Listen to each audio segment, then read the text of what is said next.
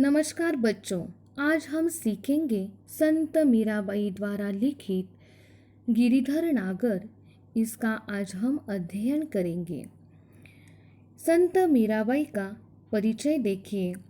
उनका जन्म 1516 जोधपुर राजस्थान में हुआ। मृत्यु 1546 द्वारिका गुजरात में हुई। उनका परिचय। संत मीराबाई बचपन से ही कृष्ण भक्ति में लीन रहा करती थी। बाद में गृह त्याग करके वे यहाँ वहाँ घूमकर मंदिरों में अपने भजन सुनाया करती थी। मीराबाई के भजन और उपासना माधुर्य भाव से ओतप्रोत है। उनके पदों में प्रेम की तल्लीनता समान रूप से पाई जाती है। उनके बारे में और जानकारी देखिए। संत मीराबाई 13 वर्ष की उम्र में मेवाड़ के महाराणा सांगा के कुंवर भोजराज के साथ उनका विवाह हुआ। उनका जीवन दुखों की छाया में ही बीता। बाल्य अवस्था में ही उनकी माँ का देहांत हुआ था। विवाह के कुछ दिनों बाद उनके पति का देहांत हुआ। फिर पिता का देहांत हुआ। भौतिक जीवन से निराश होकर वह घर परिवार त्याग करके वृंदावन में जा बसी तथा पूरी तरह से गिरिधर गोपाल कृष्ण के प्रति वह समर्पित हो गई।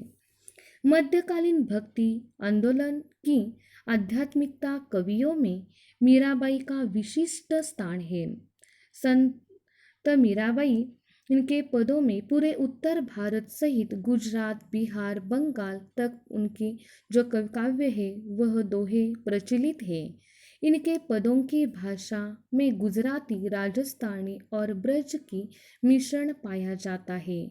इनके पदों में प्रेम की तल्लीनता समान रूप से पाई जाती है। संत मीराबाई की प्रमुख कृतियाँ देखिए। नरसिंह जी का मायरा, गीत गोविंद, राग गोविंद, राग सोरठ के पद आदि उनके प्रमुख जो कविता है वह प्रसिद्ध है। मीराबाई समस्त पद उनके आराध्य भगवान कृष्ण के प्रति ही समर्पित है। उनके पदों का मुख्य स्वर भगवत प्रेम की है। प्रस्तुत पदों में उनकी उत्सुकता, मिलन, आशा एवं प्रतीक्षा के भाव सभी अनुपम है। तो आइए हम देखते हैं इस काव्य का हम क्या करते हैं, दोहों का। हम पहले मैं प्रकट वाचन करती हूँ, उसके बाद एक एक करके हम इसका आशय देखेंगे। देखिए इसका आशय और इसके नए कठिन शब्द देखिए। मेरे तो गिरधर गोपाल दूसरो न कोई, जाके सिर मोर मुकुट मेरो पति सोई। छाड़ी दई कुल की कानी, कहा करी है कोई, संतन ढीग बैठी बैठी लोक लाज खोई। असुवन जल सिंची सिंची प्रेम बेली बोई, अब तो बेल फैल गई आनंद फल होई। दूध की मथनिया बड़े प्रेम से बिलोई, माखन जब काढ़ी लियो छाछ पिए कोई। भगत देखी राजी होई, जगत देखी रोई, दासी मीरा लाल गिरिधर तारो अब मोही। इसमें आए हुए जो कठिन शब्द है वह हम पहले देखते हैं, बाद में इसका आशय देखेंगे।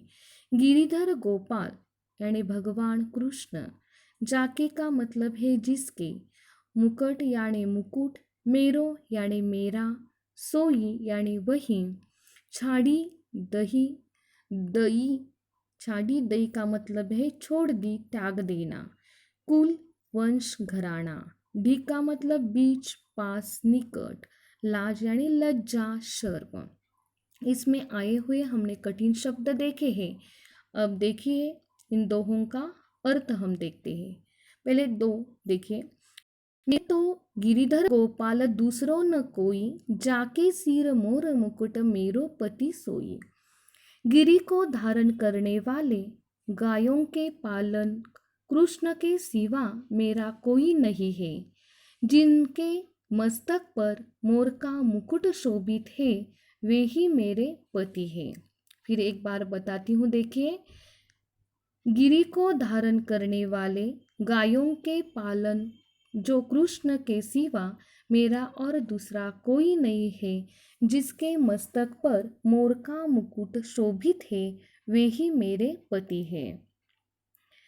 आगे देखिए, छाड़ी दही कुल की कानी, कहीं करी है कोई, संतन ढिग बैठी बैठी लोक लाज कोई। का मतलब है, देखिए, उनके लिए मैंने कुल की मर्यादा छोड़ दी है, यानी कि जिसने गिरी को धारण किया है, गायों के बीच रहने वाले जो कृष्ण है, भगवान कृष्ण, उनके लिए मैंने कुल की मर्यादा छोड़ दी है। चाहे कोई मुझे कुछ भी कहे, मैं संतों के साथ बैठ बैठ कर मैंने लोक लाज त्याग दी है। इसके लिए मुझे कोई कुछ भी कहे, मुझे कोई फर्क नहीं पड़ता है। मैंने कुल की मर्यादा छोड़ दी है और सिर्फ मैं संतों के बीच रहती हूँ और मैंने लोक लाज छोड़ दी है। आगे देखिए, असुवन जल सिंची सिंची प्रेम बेली बोई, अब तो बेल फैल गई आनंद फल होई। फिर एक बार देखिए, असुवन जल सिंची सिंची प्रेम बेली बोई, अब तो बेल फैल गई आनंद फल होई।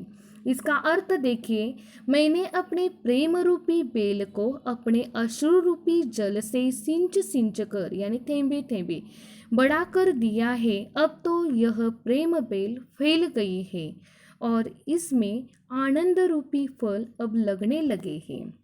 इसका अर्थ देखिए फिर एक बार, कहती है, मैंने अपने प्रेम रूपी बेल को मैंने अपने मन में प्रेम रूपी बेल यानी वेल को अपने अश्रु रूपी जल से सिंच सिंच कर उसे बड़ा किया है। अब तो यह प्रेम बेल फैल गई है, बड़ी हो गई है और इस बेल में अब आनंद रूपी फल लगने लगे हैं। आगे देखिए, दूध की मथनिया का मतलब रवि, हम जो ताक करने के लिए रवि का इस्तेमाल करते हैं ना, रवि जो इस्तेमाल करते हैं उसे मथनी कहा जाता है। दूध की मथनियाँ बड़े प्रेम से बिलोई, माखन माखन जब काढ़ी लियो छाछ पिए कोई। रवि दूध की मथनियाँ बड़े प्रेम से बिलोई, माखन जब काढ़ी लियो छाछ पिए कोई। मैंने दूध जमाने के पात्र में जमे दही को मथानी से बड़े प्रेम से बिलोया और उसमें से कृष्ण प्रेम रूपी मक्खन को निकाल लिया है और शेष जो छाछ यानी ताक रूपी निसार जगत को मैंने छोड़ दिया है। मैंने दूध जमाने के पात्र में जमे दही को मथानी से बड़े प्रेम से बिलोया है और उसमें से कृष्ण प्रेम रूपी मक्खन को निकाल लिया है और शेष छाछ रूपी निसार जगत को मैंने छोड़ दिया है। आगे देखिए, भगत देखी राजी हुई, जगत देखी रोई, दासी मीरा लाल गिरिधर तारो अब मोही। कहते, कृष्ण भक्तों को देखकर मैं प्रसन्न होती हूँ, परंतु संसार का व्यवहार देख मुझे बहुत दुख होता है और यह दुख से मैं रो पड़ती हूँ। हे गिरिधर लाल, हे कृष्णा मीरा तो आपकी दासी है, उसे इस संसार रूपी भव सागर से पार लो, आके उसे दर्शन देकर उसे तार लो। कृष्ण भक्तों को देखकर मैं प्रसन्न होती हूँ, परंतु संसार का व्यवहार देख मुझे बहुत दुख होता है और वह दुख से मैं रो पड़ती हूँ। हे गिरिधर लाल, मीरा आपकी दासी है, उसे इस संसार रूपी भव सागर से पार लगाओ, ऐसा मीरा कहती है।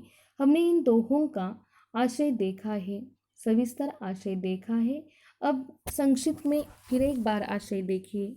प्रस्तुत पद में कवयित्री मीराबाई ने अपने आराध्य कृष्ण के प्रति अपनी उत्सुकता, मिलन, आशा, प्रतीक्षा के भाव बड़े ही सुंदर ढंग से वर्णित किए हैं। मीराबाई अपने गिरिधर गोपाल भगवान श्री कृष्ण की उपासना में तल्लीन होकर कहती है कि ने माथे पर मोर पंख का मुकुट धारण कर रखा है। मेरे तो स्वामी वही है, वही मेरे पति है। लोग कहते हैं मैंने कुछ कुल की मर्यादा छोड़ दी है। लोक लाज सब कुछ छोड़कर साधु संतों के बीच आ गई हूँ। मैं तो अपने स्वामी की भक्ति में डूबकर आनंद की अनुभूति कर रही हूँ। जिस प्रकार से दूध को बिलोकर मक्खन निकाल लिया जाता है, उसी प्रकार स्वामी की भक्ति में अपने मन को बिलोकर उनके प्रेम रूपी छवि का मक्खन मैंने प्राप्त कर लिया है। मैं तो केवल अपने गिरिधर गोपाल की दासी हूँ। उन्हीं की माया मोह में रंग गई हूँ और उनसे प्रार्थना करती हूँ कि आओ और मुझे दर्शन दे दो और इस संसार सागर से मुझे तार लो। अब हमने इसका आशय देखा है, इसमें आए हुए कठिन शब्द भी देखे हैं। अब इस पर आधारित मैंने एक आपको स्वाध्याय दिया है, वह स्वाध्याय आपको छुड़ाना है और वह स्वाध्याय छुड़ाकर आपके जो एडमिन है उनके नंबर पर आपको सेंड करना है।